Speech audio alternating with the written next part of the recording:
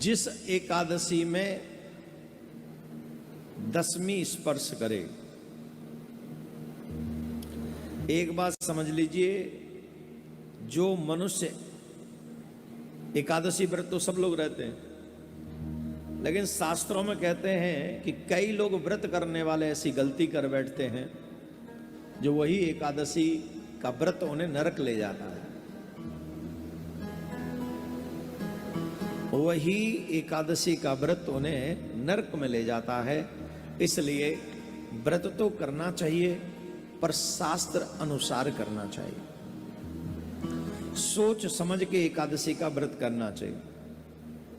शास्त्रों में कैसे एकादशी का व्रत करना चाहिए, कौन सी एकादशी का व्रत करना चाहिए, इसका स्पष्ट निर्देश है। स्मारक और वैष्णव एकादशी दो होती हैं।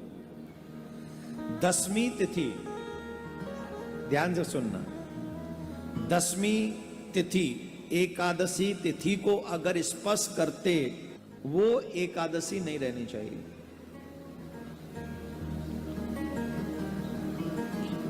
आपने देखा होगा मोस्टली कई बार ऐसा होता है कि दसवीं में एकादशी प्रारंभ होती, स्पर्श हो जाता दोनों का, तो वो एकादशी जिसमें दसवीं तिथि का स्पर्श हो, वो एकादशी का व्रत निषिद्ध है। एकादशी तिथि द्वादश तिथि का भी स्पर्श करती हो, अगर जैसे एकादशी हम व्रत कर रहे हैं और उसमें द्वादशी स्पर्श हो रहा हो, तो वही उत्तम एकादशी का व्रत माना गया है, श्रेष्ठ एकादशी का व्रत माना गया है। जो मोस्टली हम लोग रहते हैं।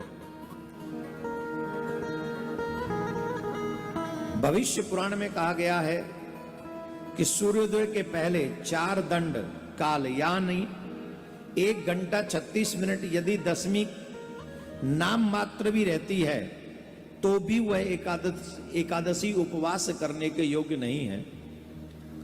स्कंद पुराण में है, उमा महेश्वर संवाद में ऐसा वर्णन आता है, जो दसवीं युक्त एकादशी करता है वो निश्चय ही नरक जाने की इच्छा करता है।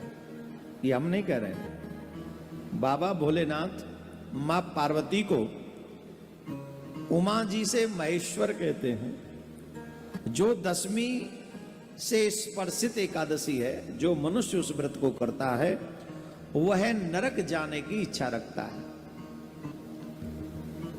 ब्रह्म पुराण में आता है कि धृतराष्ट्र के 100 पुत्रों का नाश हो गया।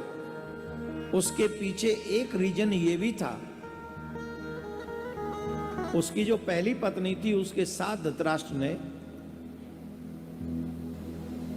दसवीं स्पर्श वाली एकादशी का व्रत किया था, जिसके कारण उसके वंश का नाश हुआ। ऐसा हम नहीं कहते हैं, ये ब्रह्म पुराण में आता है। इसलिए हम लोगों को वैष्णव एकादशी का व्रत करना चाहिए। जो चाहे उसमें द्वादशी स्पर्श हो जाए, इवन त्रयोदशी भी कहीं स्पर्श होती हो, द्वादशी बहुत कम समय के लिए द्वादशी रही हो, और त्रयोदशी भी, वो तो श्रेष्ठतम श्रेष्ठ एकादशी का व्रत माना गया है। इसलिए ये संदेह कभी नहीं करना चाहिए।